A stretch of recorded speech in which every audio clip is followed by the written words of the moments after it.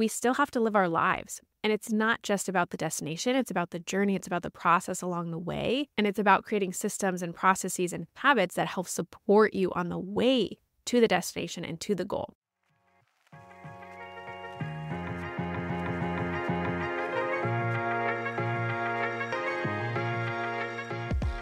Welcome to the Her First podcast, a platform to help online business owners, coaches, and creators gain the confidence needed to build a successful business while creating a sustainable lifestyle balance. We are here to help you prioritize yourself in business and life. I'm Joanna Newton. And I'm Michelle Puolani. In this podcast, along with the Her First Collective, you can engage in the challenges women face in business, ways to increase your impact or income online, and how to make it all work while launching, scaling, or maintaining. Spoiler, it's not about perfectionism, hustling, or a copy-paste methodology. Let's dive in. Welcome back to the Her First podcast. So let me start by asking you, what is a goal that you're not sure if you're actually on track for this year? We know that setting goals in your business and life is absolutely essential, right? I mean, we're here because of goals that we've set in the past.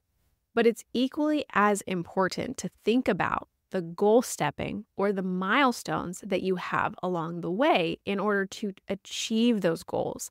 And so often we set goals without a clear strategy, no focus, or even a plan to keep us on track as we move toward those goals.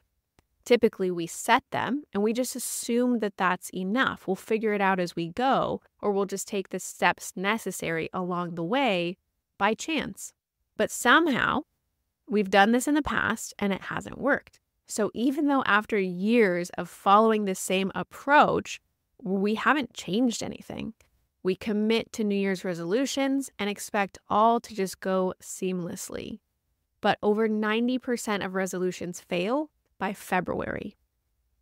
So today we're checking in on the goals that we set for ourselves at the beginning of the year. We're about halfway through, and as we head into Q3 and Q4, we want to make sure that we're on track. We want to make sure that we're still working towards those initial goals, or that we reassess, we readjust, and we actually tweak and change as we move into this final part of the year. So let's see where we stand and how we can sort of refine our approach. We're going to chat today about our goals, checking in on them, how they're doing, and we definitely encourage you to do the same. So we're going to give you some tips and pointers in how to check in on how you're doing and how to kind of readjust, change, shift if needed to direct your course until we get to the end of 2024. So Joanna, let's go ahead and check in on how your goals are coming along this year. Thank you so much for that fantastic intro and setup. I feel really good about my 2024 goals. And I'll be honest, I kept my goals really simple because I had some really big business goals. So my personal goals, I tried to really keep simple this year because that's what was going to work for me. And I think that's a key here when you think about goal setting. Think of things that are going to work for you. When I did goal setting, I picked a word of the year, and it was control. And I didn't mean that in the way of I need to control everyone. I wanted to use that word as a reminder of I have control. I have control over my reactions, my actions, the choices that I make, and really lean into that.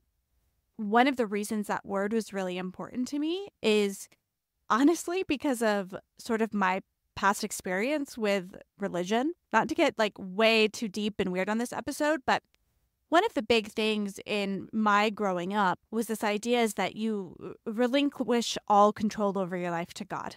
God has control of your life.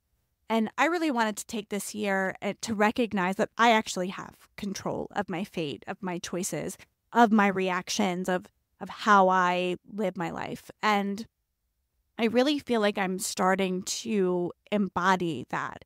And one of the surprise things that has come into my life this year that I wasn't expecting was bringing in the concept of meditation and changing my mindset through meditation. And that piece has played such a big role in me and kind of my control of myself, of my reactions, of my thoughts. I didn't actually realize the power that my thought patterns had on my day-to-day life and like seeking control of what's going on in my head has been such a powerful experience for me this year. Something I talk about a lot now with friends and with family because I didn't realize that the thoughts and thought patterns in my head had so much of an effect on my life, and how silencing the bad ones and controlling those has really helped me start to embody my word of the year, which was control.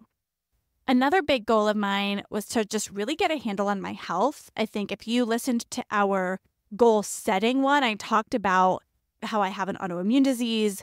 My health has kind of been up and down, all of these issues, and that I really needed to take time to focus on that.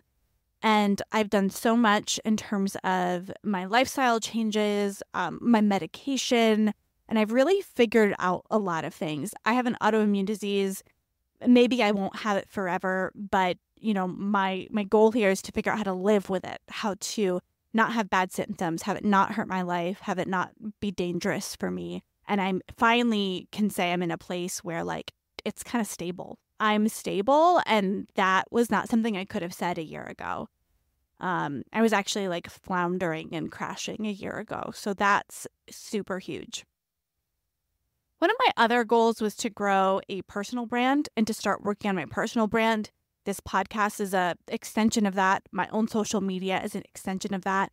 And I've been hot and cold with it, to be perfectly honest. I get in a really, really good state where I'm posting a lot and growing followers and gaining followers. I've had a couple like fun viral moments throughout this year, but especially coming into the summer, I've struggled with consistency when it comes to my personal brand and growing my personal brand.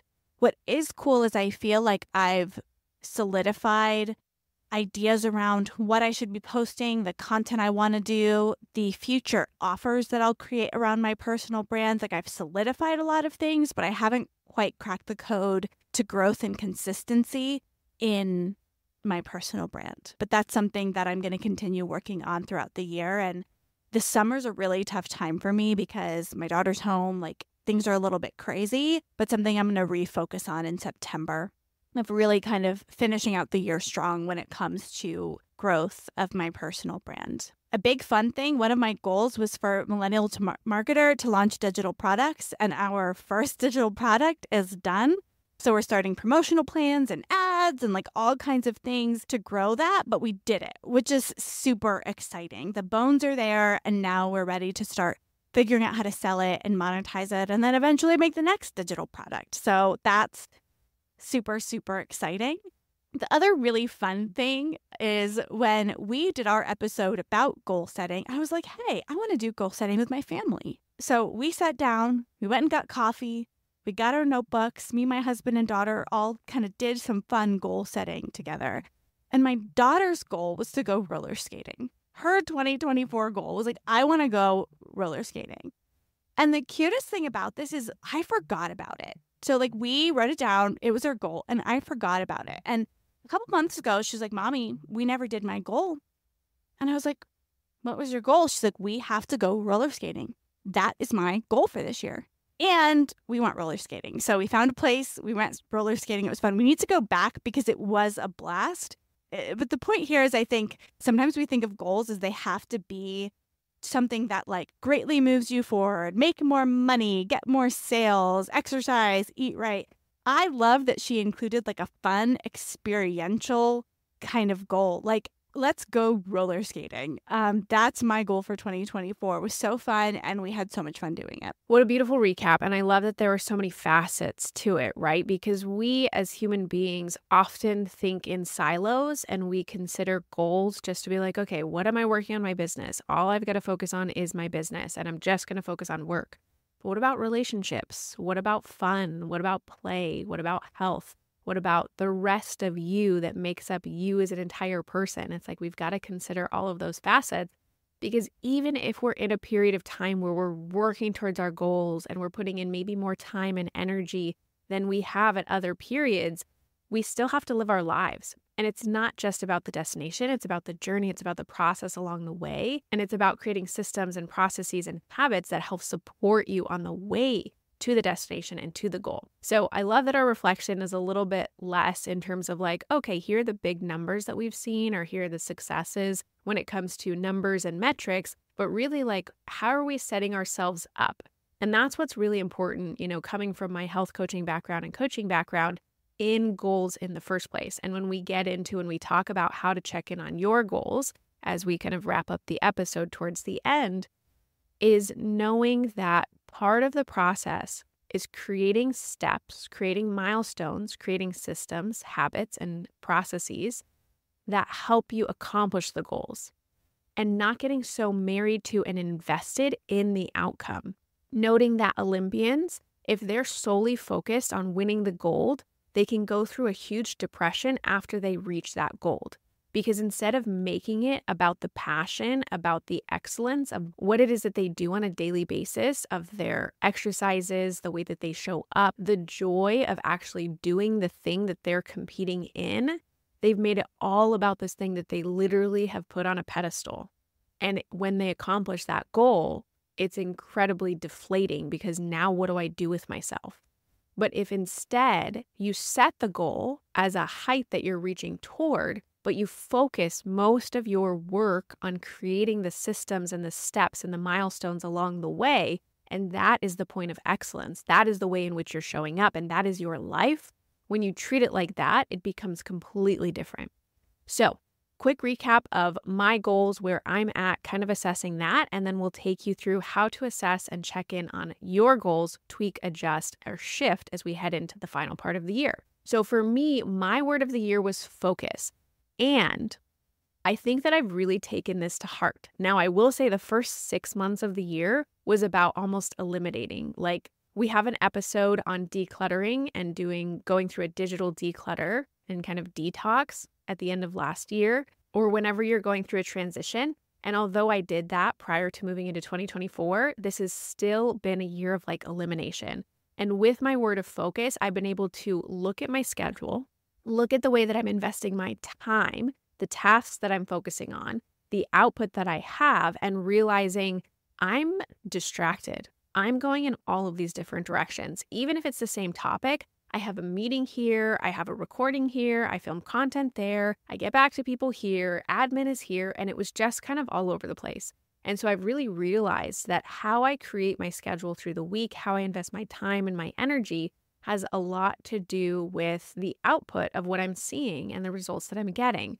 So focus for me has been all about, how can I really engage, focus, and fixate on very core activities, practices, daily things that I do in my business that is going to result in the outcome that I'm looking for. The other thing is health. I too have spent quite a bit of time on health this year, getting MRIs, getting lots of lab work done, and figuring out what's going on with the pituitary adenoma. I very recently started medication to help shrink the size of the pituitary adenoma and also help me regulate prolactin levels, which I think has done a really good job at effectively changing my mood, which is awesome. It has a lot to do with fertility. It has a lot to do with hormones. And even though I'm not a big prescription medication person, for me, this is the right choice right now. And I'm also holistically looking at it through other lifestyle habits. Implementing morning walks has been a huge game changer for me this year. And then consistently moving into my weekly exercise has been really, really important for my mental health, my ability to focus, my clarity when it comes to work, and just the energy to move through the day when it can be really full or jam-packed with a lot of things that I need to accomplish. So health has been kind of a through line, obviously, for most of my life, coming from health coaching and fitness teaching. But so far this year, it's been a priority. And I'm pretty much, I would say, hitting milestones or hitting goals when it comes to that, because I focus more on the consistency of what I'm implementing. I don't set a weight loss goal. I don't say, hey, I want to lose 10 pounds, or hey, I want to lose 20 pounds. I say, I want to go to my exercise class 5 times a week. And then I work up to that. I didn't start at 5 times a week, but I started in smaller stages. So this is how to approach goals, or approach what it is that you're trying to change, or something that you want to do, in increments and in a way that's going to be manageable to you. The other big thing that I had in my business was really consistent content creation. Again, not a follower count goal, even though obviously we have those metrics, not necessarily anything that I'm going to get out of it, but simply what I'm putting into it, because that's what I can control. That's what I can be in charge of, and that's what I can do well and set a level of standard for. So even though I'm still working on my systems when it comes to content creation, how I'm batching, scripting, what that process looks like to write the copy or the caption, if I'm passing that on to video production, all of those pieces, I don't have quite dialed. I obviously have systems that I follow, but it's not where I want it to be just yet. So I'm still working on that, but I am putting out consistent and regular content on a daily basis. And because I'm across multiple businesses and brands right now, which is not a good focus, so transparently, I've had a difficult time with that and really deciding on like, what am I going to really fly to the moon? Like, what is going to be that thing that I'm just going to put all my energy into? That's been tough for me. And I'm getting closer to deciding, but it's been a journey. Let's just say that. But in terms of consistent content creation, I am pumping out more content than I ever have before. And we have a great episode on quality versus quantity. And really, the quantity can create quality over time, but you're not going to be able to learn. You're not going to be able to know what works for you or even get better if you don't create the quantity in the first place. So not only going back and listening to that episode, if it's something that you're interested in learning more about, but if you have a minute, think of who might benefit from a reflection on their goals and maybe send this podcast or a similar episode to so that they can be involved in this conversation. It also helps you be accountable to your goals along the way, and we would greatly appreciate the share. The other thing that we're doing consistently that I'm really proud of is releasing this podcast every single week. Like Joanna and I just put out our 50th episode. 50. That's amazing. And I am so celebrating that. And the fact that I've been able to put out a weekly consistent episode of anything is like, thank God for Joanna, because completely and totally changed my life. And that's helped so much for me with focus, and seeing how she does the project management and uses tools in order to help with that efficiently has been a game changer. So again, the goal for you could not necessarily be, I'm going to get X number of downloads, but I'm actually just going to release something every week, every 2 weeks, once a month. Thinking again of the consistency, the goal stepping as a part of the goal setting process for you. Now, I'm actually in the process of relaunching Fit CEO. I've redone the sales page and I'm working on the content right now, but that was a big goal for me this year because I created this Be Better Empowerment program when I originally launched like years ago, and it's completely taken on a whole new shape and a whole new meaning. So Fit CEO is actually something that I'm currently selling via social media, and that is really exciting for me because it felt like this dormant product that I wasn't leveraging to the best of my abilities, and that I really wanted to bring to the world in a unique and different way. And then there's all this stuff with Michelle Poolani in terms of the brand, launching my freebie, and having a stronger presence there, which I feel like I've worked on, but not really enough to report on. And then with To Be Honest Beverage Company, we validated the offer. It sells in restaurants, it sells in markets, it sells online. And so now, after being featured in some news outlets, after getting on some podcasts, after working some influencers, we're at a place where we're going to be moving into a physical location, and we just want to expand that. So it's more restaurant, it's more retail, it's growing the online brand and presence, and then actually figuring out a way to make consistent sales is how I'm going to head into the rest of the year, whether that's ads, whether that's organic traffic, whether that's influencer and affiliate partners. We're headed down that direction right now. But I would say that we've reached a point where we're looking at TBH as a physical product, as a business, and as a brand that someone, our ideal client or consumer, can look to and say, this is something that I want in my life, and I'm so excited about it.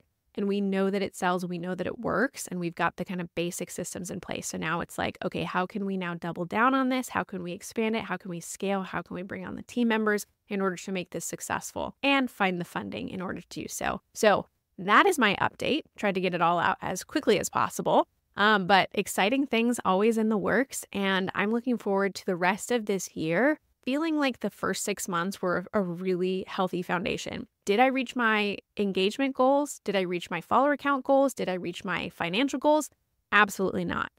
But setting up the consistency and the practices in which I can continue to invest in and then start to see that kind of exponential output as I move forward is exactly where I am, and I feel happy and confident about that. Such a great update. And you've done a lot this year.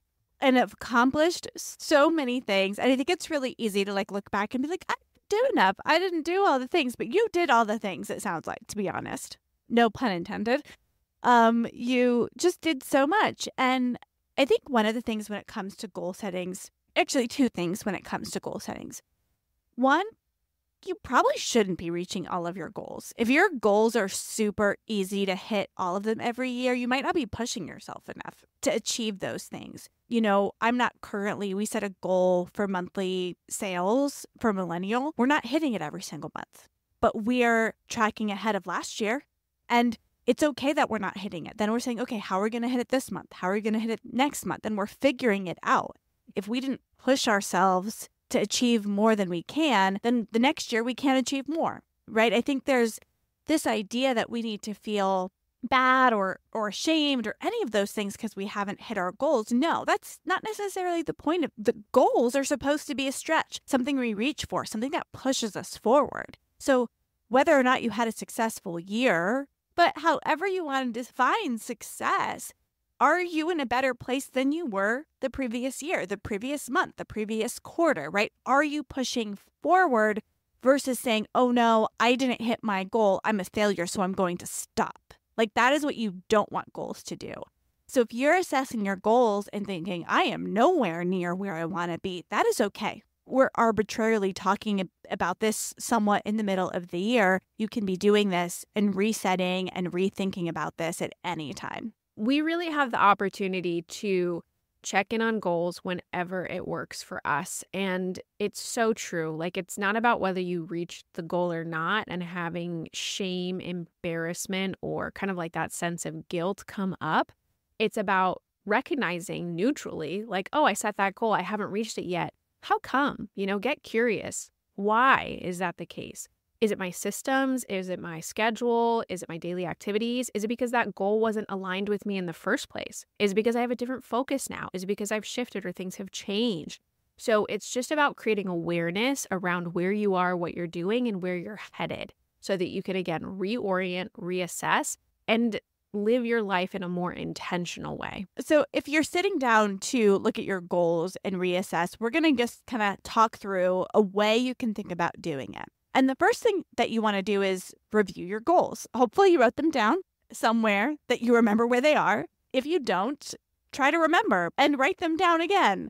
And just kind of look through all of your goals, write down where you're at with each of them. This is what I've done. This is where I'm at. You can kind of think of a loose metric to how to define that. If your goal was to post more consistently on social media, look back and say like, wow, I consistently posted 3 to 5 times a week. That's great. Write that down and make note of how you effectively got towards that goal so you kind of know where you sit with each of your goals. Then the next thing I want you to do is think about the steps that made you successful. So for all the things you did that were successful, how were you successful? I think this is really important because this is how you get better at life. Like, what did you do to make those goals happen? Also, how did you fail? We can learn so much from our failures. And unfortunately, and this is where I started on this journey, all I did was internalize my failures. So all I did was make them about how bad of a person I am, how wrong I am, how I'm not qualified to do this. Who am I to even try this in the first place? How other people are successful and I'm not. So what you want to do is look at that neutrally and just say, if I failed, or if I quote unquote failed in not reaching that goal, why? Again, get curious.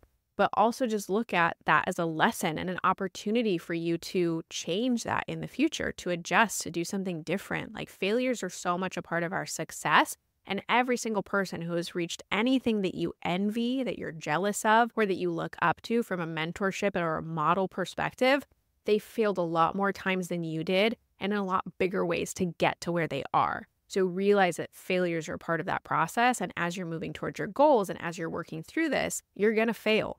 But I want you to extract the lessons from that so that you can hopefully learn and not necessarily fail in the same way or fall in the same way any longer. And I think thinking about failures neutrally, in most cases, a failure isn't morally bad or morally wrong. Like, there's no real value. It just is a thing. So starting to think of it as neutral, as this is a thing that happened, I failed. Let me think about what happened, why it happened, how do I prevent it from happening, what can I learn? It's a neutral thing. It's not good, it's not bad, it just is. It happened. And I think when we can start to think about that, we can erase anxiety and fear when it comes to that. I was talking to my mom literally today about something that happened to her, an issue she's dealing with. When we were talking about it, I was talking very practically about it. What do we do about it? How do we fix this? And she was like, thank you for not shaming me. And I'm like, why would I shame you? It happened. All you can do is make decisions about what to do next, right? This isn't morally bad. It's not morally good. It's a situation. You make a plan. You figure it out. That's all you can do, right? And I think sometimes when we make mistakes and failures, we internalize and we put it on us. And that's probably the only bad thing you can do next is do that. I like to think about when I failed, when I'm not achieving a goal, when I'm not seeing a success, is think about what are the barriers that have kept me from seeing that success. So let's take the example of posting consistently on social media. If you're not posting consistently on social media, thinking about what's keeping you from doing that.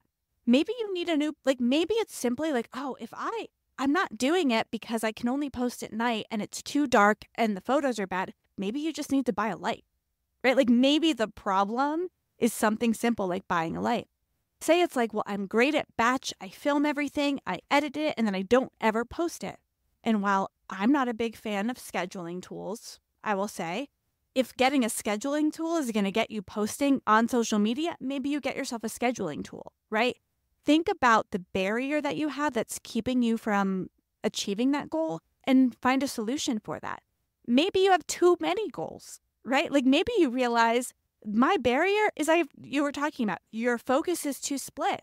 So maybe you have to cut goals to achieve this other goal. And you say, actually, I'm going to cut this. Some of the best feelings is when you cut something out of your life. And honestly, I've seen some of the best success in life when I've said, I'm actually not going to do that anymore. So when you're thinking through this process, think about what's keeping you from achieving that goal and do something about that. Because, right, this is a neutral thing. It's not you're bad, you're good. It's neutral. So if you can look at it pragmatically and say, oh, this is why I'm not seeing success.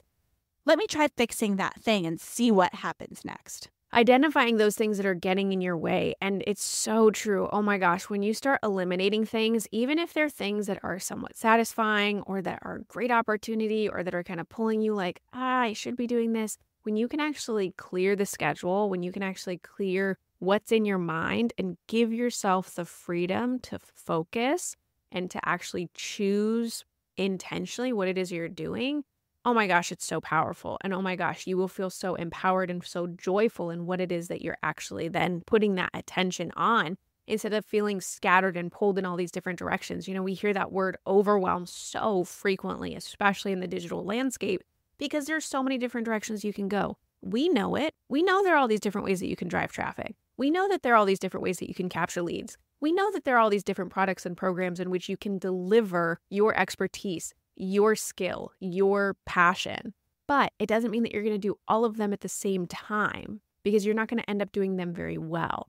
So figuring out, again, what that focus is, reducing the barrier to entry or the barrier to whatever it is that you're doing. And sometimes that takes delegation. And sometimes that takes elimination. And sometimes that takes, I'd like to do that, but I'm going to put it to the side for right now. And sometimes that takes, I'm going to reassess my schedule and see where I'm actually investing my time and energy. Does that weekly meeting need to be an hour? Can I make it half an hour? Do I actually have to get on this call with someone that I'm not even sure how they can help or support me? There are lots of ways in which we're just kind of giving away our power, giving away our time, giving away our energy, and not creating the systems and processes that are really going to move you forward, really going to move your business forward. So how can you get more critical about that? And how can you get more protective of your boundaries, setting them, enforcing them, and doing that so that you're effectively working on the 20% of tasks that make the biggest impact in your business? And as you're going through this process, you've looked at your goals, you've tracked where you are with them,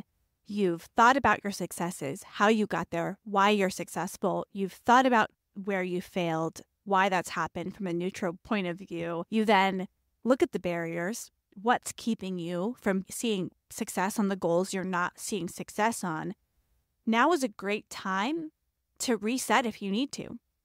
If you had a goal that you're like, okay, I'm not achieving this goal because I'm too focused on this goal, but this other goal is more important, maybe you cut it. Maybe you say, you know what, I'm going to save that for when I've achieved this other goal. Maybe you reset those metrics you want to see. If your goal was to work out 5 times a week, but you're barely hitting 1, maybe you change it to 3, right? You reset and you say, you know what, my actual goal is going to be 3 times because that is a reach for me, but a little bit more achievable. So you have permission to reset, rechange. That doesn't make you a failure. It actually makes you smart. Sometimes cutting things is the thing you actually need to do to see success. Sometimes changing the needle, the metric you're shooting for, might be what you need to do to see success. So take some time, and if you need to reset what you're going for, then do it. And that can be really empowering. And changing the expectation, right? We've talked a lot about the fact that it's not necessarily about the goal that you're accomplishing or the goal that you're reaching, but the process and steps along the way. So if you go into an event and experience a day, a month, a year with a certain level of expectation, and then you don't meet that expectation and you make it about you and you lose confidence and you have self-doubt and then you feel bad about that experience, you're either again embarrassed or ashamed or feel guilty about not meeting that expectation, that's on you. Like there's no one there. Well, I hope there's no one there putting pressure on you and judging you. And if they are, set that boundary, cut them out. We got to talk about that. But realistically, there's no one there setting that pressure or expectation on you. You have done that for yourself. And you know what remedies that experience and that sadness and that disappointment and this frustration? Changing the thought, changing the expectation. Like you have that power. You have that ability within yourself right now to say, I've been setting unrealistic expectations for myself and it's not motivating me. It's actually making me feel worse about my circumstances and my situation. So maybe I'm going to shift my expectations and change that so that on a day-to-day basis, I feel empowered, motivated, and inspired by the expectation that I'm setting for myself. Should you still strive for excellence? Absolutely. Should you encounter and experience high performance in what you're doing? Absolutely. Do you want to perform at a higher level to reach your metrics and obtain your goals and live that life that you're working toward? 100%. But by shifting the expectation to be one of, this is what I'm striving for, but it's more important that I focus on the process, the system, the habits, and the way in which I'm leading my life than accomplishing that goal. So now I've shifted the expectation to be on me and I'm in charge of that and I'm in control of that and I can do that because I know how to change my behavior to make this happen, then that's success. So just reframing things, looking at it a little bit differently and measuring your expectations accordingly. Such great advice. I love when we talk about this stuff. It makes me feel inspired to be better and to, go forward and achieving what I want to achieve. And that's really the next step, right? If you're assessing your goals, the ones that you're out of the park, skyrocketing, make sure you have a plan to keep it there. Keep it there where eventually now maybe those things are just habit. You don't even have to think about them. You just do them naturally, and that's fantastic. The goals you're not quite hitting, if you're keeping them on your list because they're important to you, make a plan for what you're going to do differently to achieve that goal.